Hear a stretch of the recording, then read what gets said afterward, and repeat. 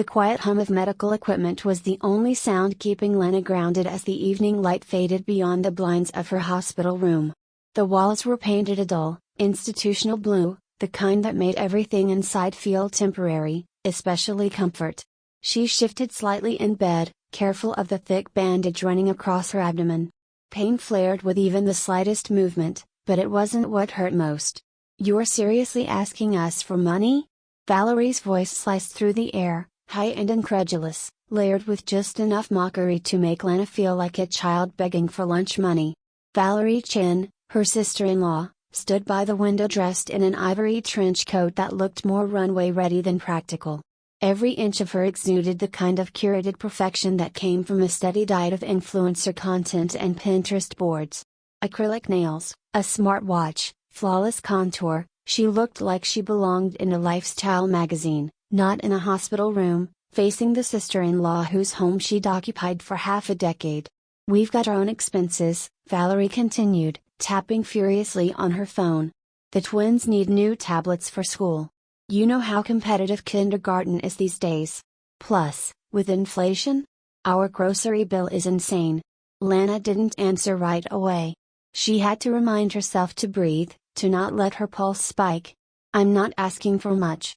Just some help covering the bills. The surgery wiped me out. I gave you and Adrian a place to live for 5 years. Rent-free." Valerie rolled her eyes and gave a dismissive wave of her manicured hand. "Here we go again with the martyr act. You act like you handed us a mansion. It was an old townhouse that we maintained, by the way. You didn't even live there." Lana's jaw clenched. She'd bought that townhouse in Santa Clara in her early 30s, a small but charming fixer-upper. It had vintage wood floors, an arched doorway in the kitchen, and a creaky staircase she once spent weekends sanding and staining by hand. It wasn't big, but it was hers, until Adrian and Valerie's world fell apart. Back in 2018, Adrian's boutique design firm went under after a bad investment, and with 2 infants in tow, they had nowhere to go. Lana, single and doing well as a senior software engineer at a local startup, didn't hesitate. Just for a year, Adrian had promised. That year became 5. Now, here she was, immobile, medicated, and suddenly aware of just how far from gratitude her family had drifted. Valerie was still talking, checking her reflection in the dark window. "Adrian's working on something big again. A whole new crypto art line. Might even go viral. So no, we can't really float your hospital bills. You should have planned better." Lana blinked slowly, absorbing the cruelty masked as casual honesty. "I was unconscious during my second surgery," she said quietly. "I didn't exactly get to plan for that." Valerie shrugged, clearly unmoved. "Anyway, I have to run. The contractor's coming to check out the kitchen. Thinking of opening up the space, you know? The place just doesn't photograph well with that weird dividing wall." Lana sat up too fast and winced, clutching her stomach. "Excuse me? What kitchen? Yours? Ours?" Valerie said with a breezy grin. "You should see what the decorator's planning. Total mid-century revival. Very boho chic." "You can't remodel my home without my permission," Lana said, voice low but trembling. "You're not even paying rent." Valerie tilted her head and gave a patronizing smile. "Let's talk when you're not on pain meds. You're clearly emotional. Rest up, Lana." And just like that, she left. Her perfume, something citrusy and expensive, lingered long after the door clicked shut. Lana stared at the ceiling, letting the silence swell. There was no yelling. No breakdown. Just a chilling realization that for the first time in her adult life, she'd been truly blindsided. She hadn't just offered a helping hand. She'd handed them her life, and they were gutting it, both literally and metaphorically. Hours later, the door creaked open again. This time it was Cassie, Lana's best friend since college, the only person who still called her Lan when things got serious. She didn't bring flowers. She brought soup. Homemade miso with soft tofu and scallions, still warm in a thermos. Cassie took one look at Lana's face and set everything down. "What happened?"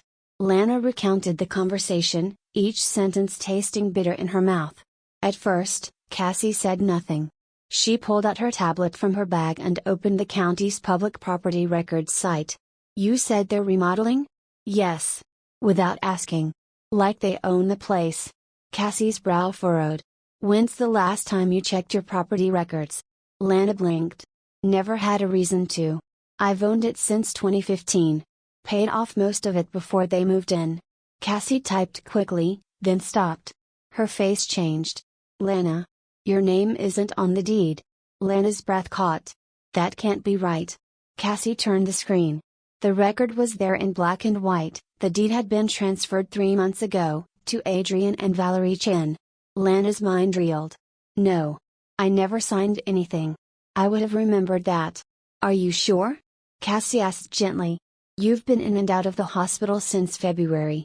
Memories flickered, Valerie handing her envelopes with post-it notes. Just sign here, it's for the insurance, she'd say with that ever-present smile. Cassie was already making calls.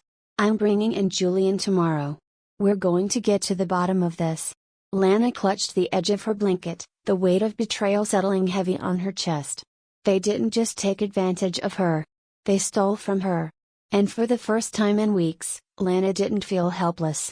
She felt angry. She felt awake. And somewhere under the haze of painkillers and heartbreak, a fire had sparked. They thought she was too weak to fight. They were wrong. The next morning, sunlight streamed through the hospital window, but Lana didn't feel its warmth. Sleep had been impossible. Her body was sore, but her mind was sharper than it had been in months. The shock from the night before lingered, but now it fused with something new, resolve.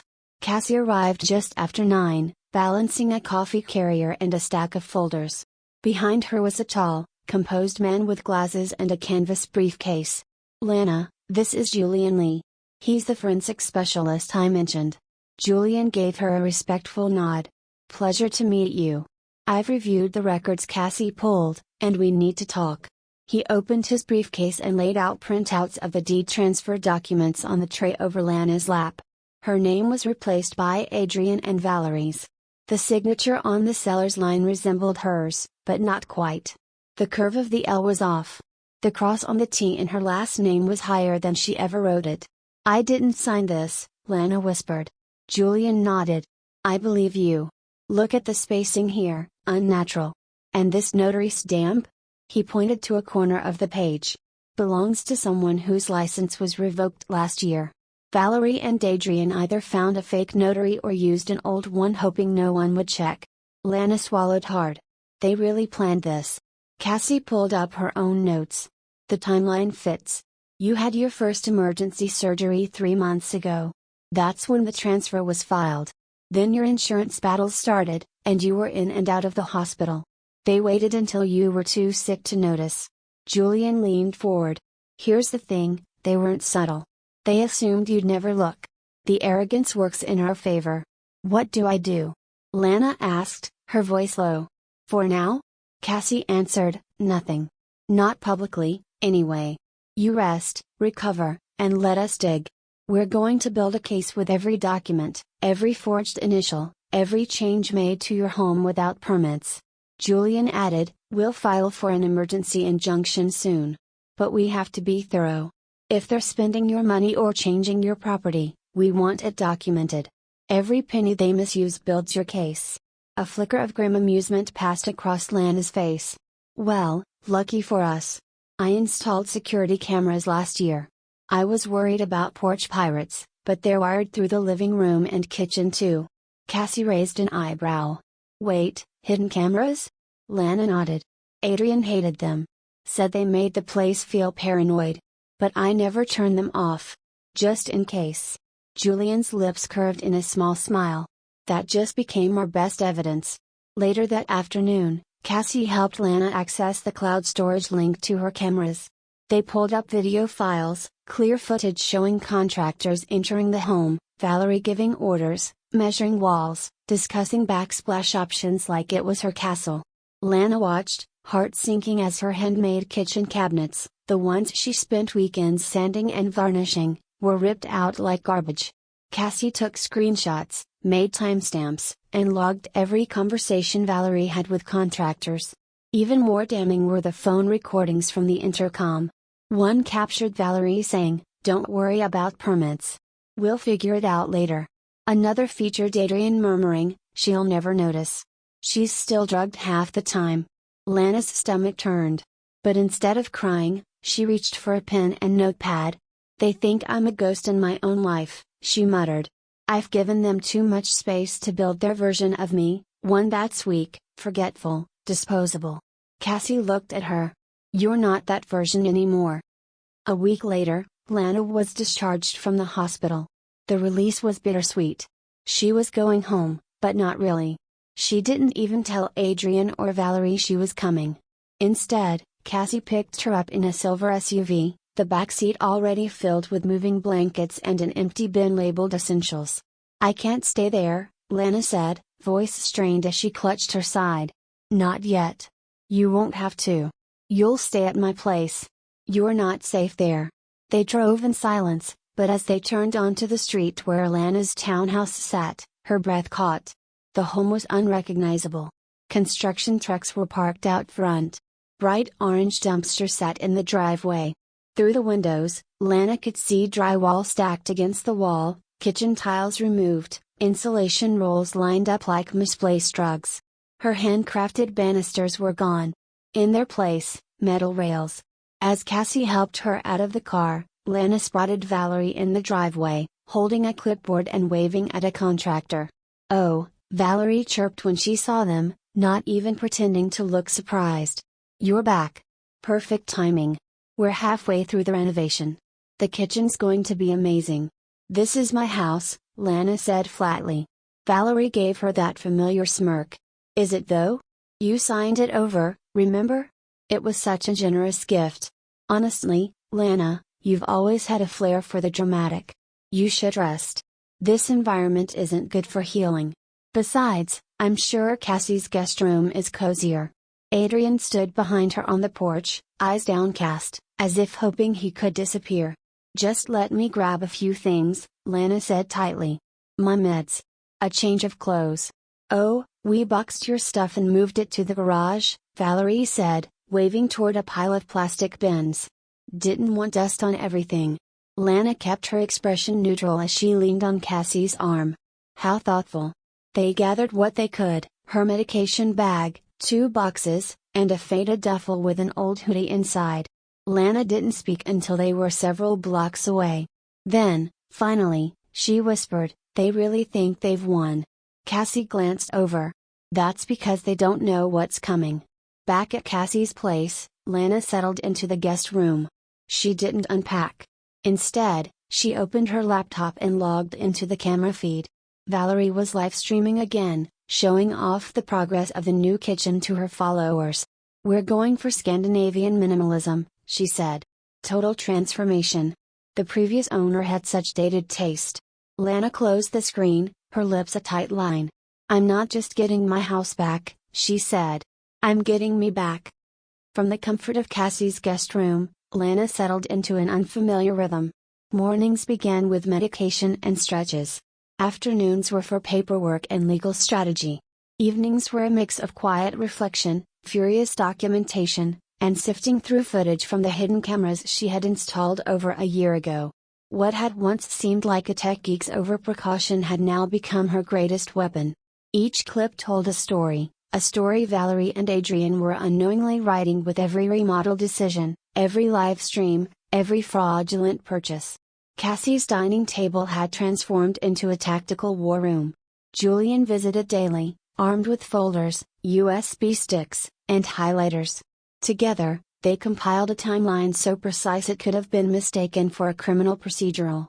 They matched forged documents with bank transfers, compared Valerie's social media posts to the dates renovations began, and dug through contractor logs for evidence of unlicensed work.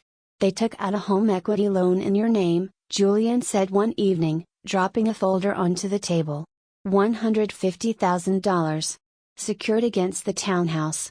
Lana's hands clenched around her coffee mug. Cassie added, none of the forms were properly signed.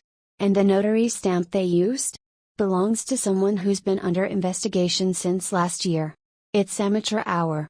Lana gave a bitter laugh. So they thought I wouldn't notice, and even if I did, I'd be too weak to fight back. Julian nodded. They were counting on silence. That's what most con artists do. But Lana wasn't silent anymore. Through the camera feeds, she watched her home mutate daily. The floors she had installed herself, maple with a natural finish, were torn out and replaced with cold, sterile white tile.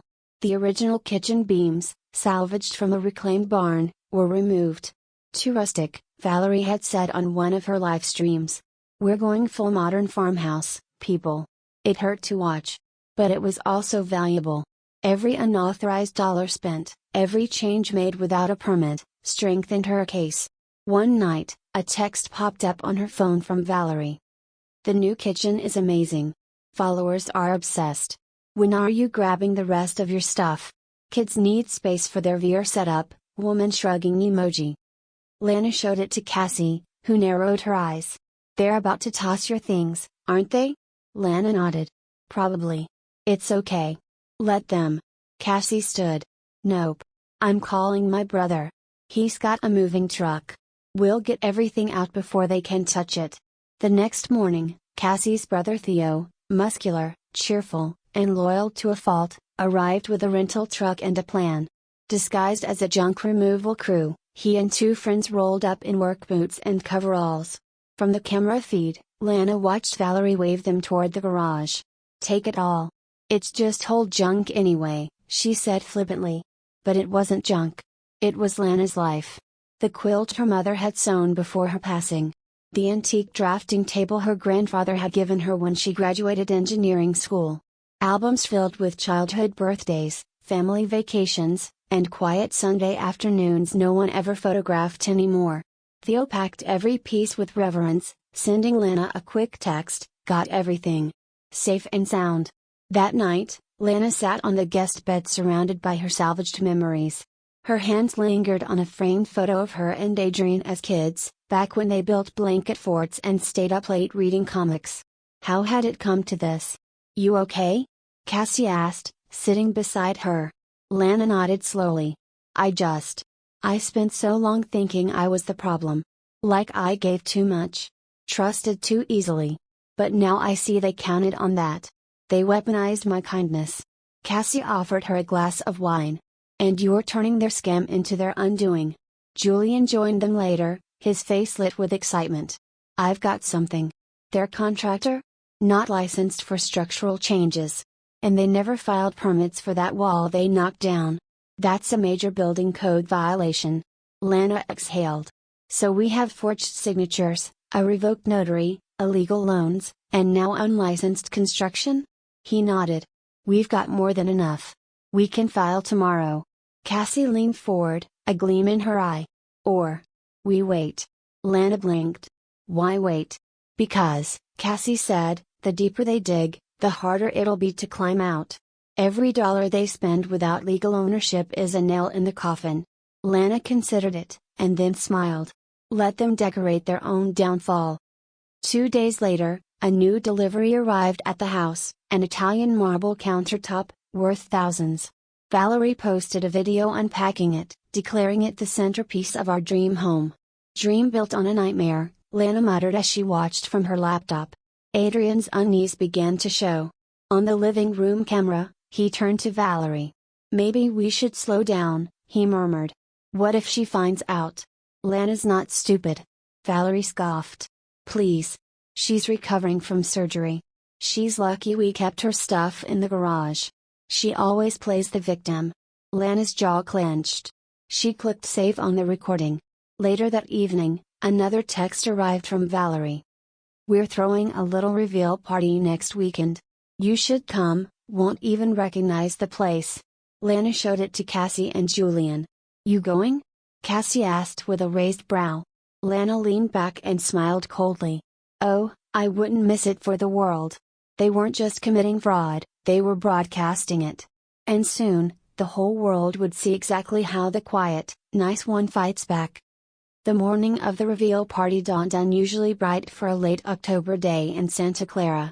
The sky was clear, the air crisp, and the street where Lana's townhouse sat buzzed with unfamiliar energy.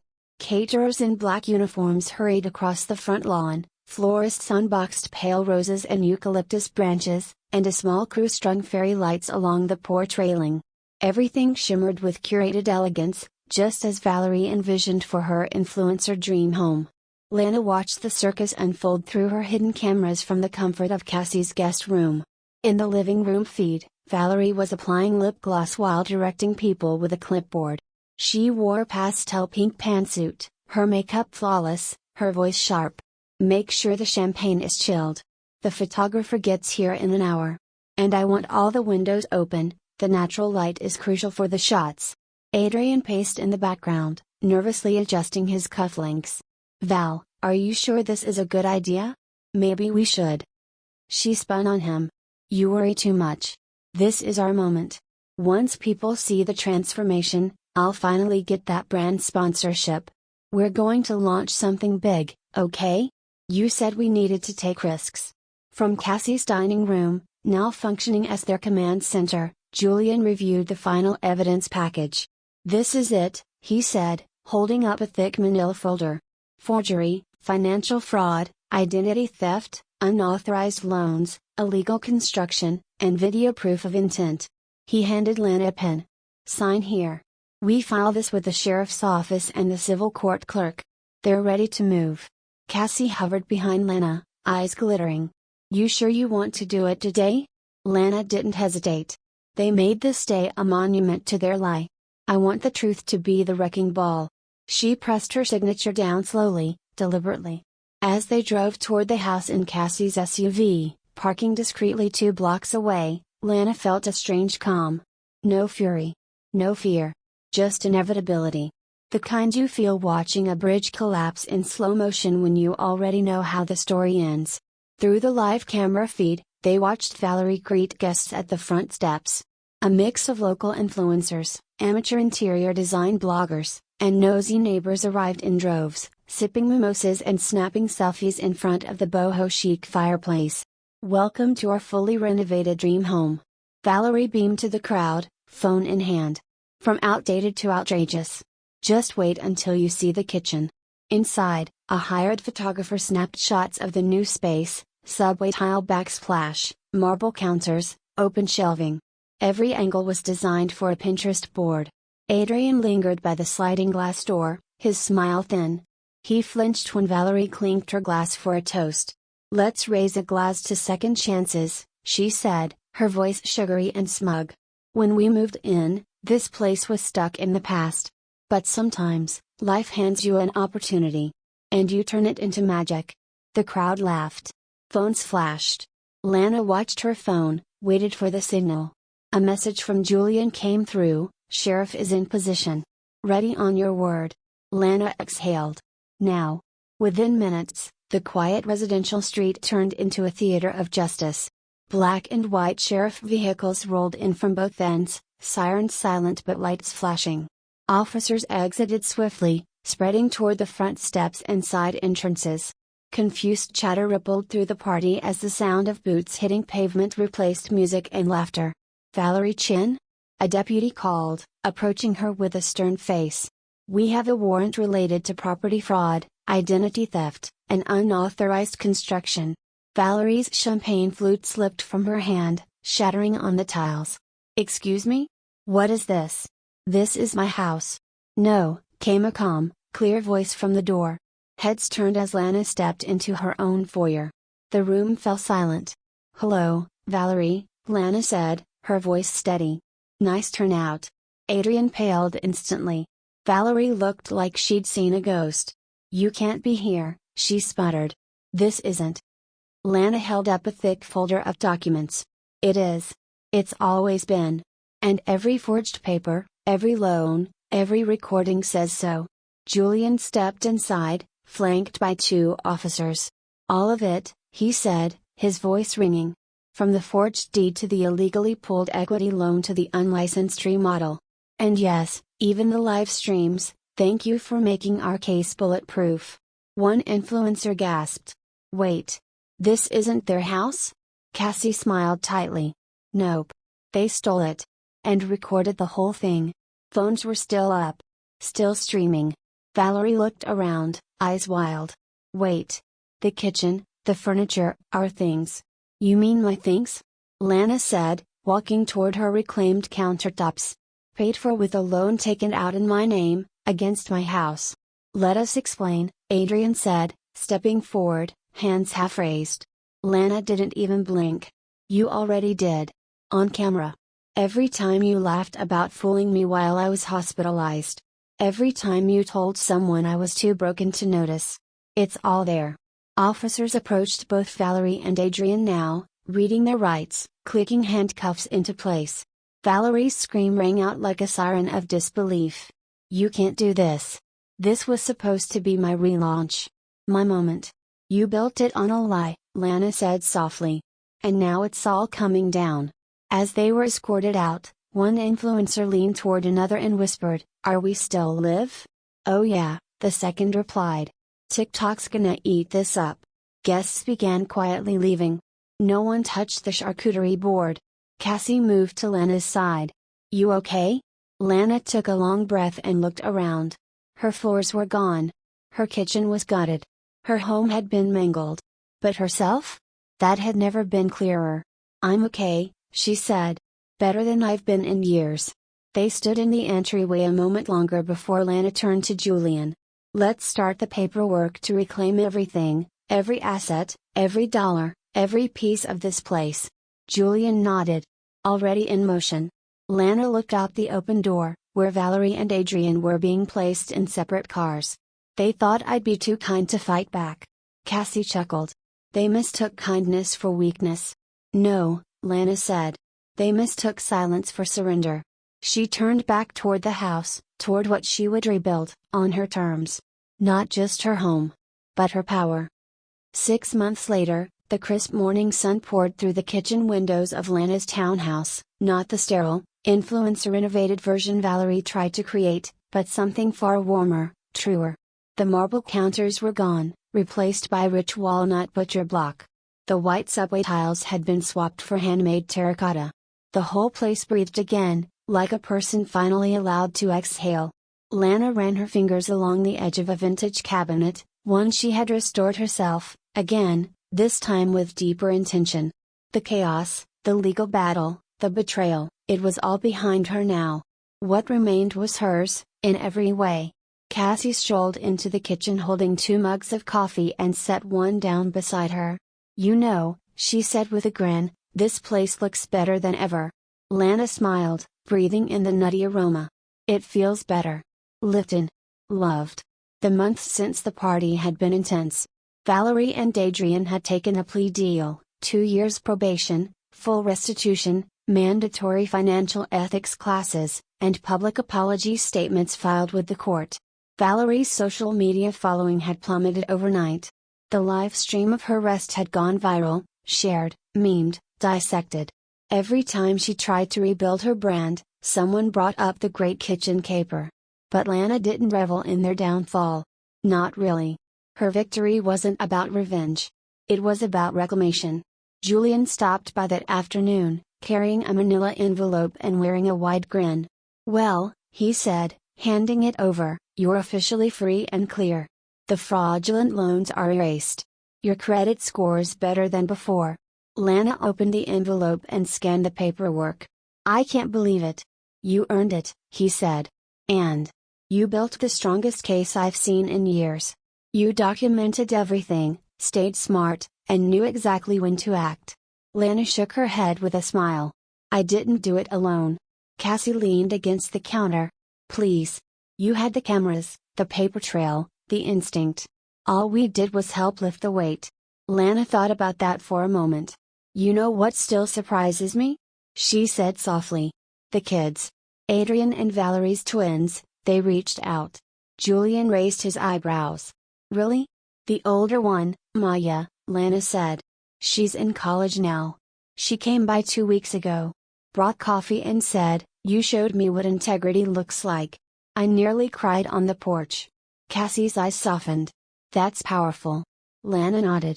"I kept expecting them to resent me for taking their parents down. But I think they saw the truth for themselves. They lived in the shadow of that entitlement their whole lives." She led them into the living room, where the antique drafting table, the one her grandfather once gifted her, sat proudly beside the fireplace. It had been rescued from the garage during that quiet prelude to justice, and now stood as a reminder of her roots, her resilience. As the three friends sipped their coffee, Lana glanced at the mantel, where a framed quote rested. "Kindness is not weakness. And silence is not surrender." It had become her mantra. Later that evening, after Julian left, Lana sat alone with a small journal and began writing. She wasn't a writer, not in the traditional sense, but the story had to be told, not the viral version, not the livestream scandal, but the real one. The one where a quiet woman rediscovered her power, not through rage, but through planning. Through truth. As she wrote, her phone buzzed. A message from Valerie. "Hope you're happy. You ruined us. And I bet it still isn't enough for you." Lana stared at it for a moment, then smiled gently. She didn't reply. Because no, it wasn't about ruining them. It never had been. It was about stopping the cycle. About showing herself, finally, that she mattered enough to fight for. The next day, Lana hosted her first small gathering in her newly reclaimed home. Not a party, not a grand affair. Just a quiet brunch with Cassie, Julian, Theo, who'd helped move her things, and Maya, who had brought homemade pastries. They laughed, shared memories, and toasted to truth. "Here's to earned peace," Cassie said, raising her glass. "To the long game," Julian added. Lana smiled and lifted hers. "To real family, the ones who show up, who stay honest, who lift you up instead of tearing you down." They clinked glasses. Later that night, after everyone had gone, Lana sat on her porch wrapped in a knitted blanket, watching the last orange streaks of sunset fade behind the trees. The wind carried the faint sounds of a neighbor's wind chimes and the occasional bark of a dog. Familiar. Safe. She thought of all the people out there who'd been manipulated, betrayed, or silenced by the people they trusted most. The ones who still believed their quiet strength wasn't enough. The ones who feared standing up would make them the villain. And she wished she could reach every one of them. So, she opened her laptop and typed her story, not the legal version, but the human one. She posted it anonymously, on a support forum, then a blog, then an open community for those who'd faced family betrayal. It wasn't about likes or shares. It was about passing the torch. Because strength wasn't always loud. And kindness didn't mean surrender. Sometimes, the quiet ones were the most powerful. And Lana? She wasn't broken. She was rebuilt, stronger, wiser, and more herself than ever. She closed the laptop, breathed in the night air, and whispered into the breeze, "I'm home." And this time, no one would take it from her again.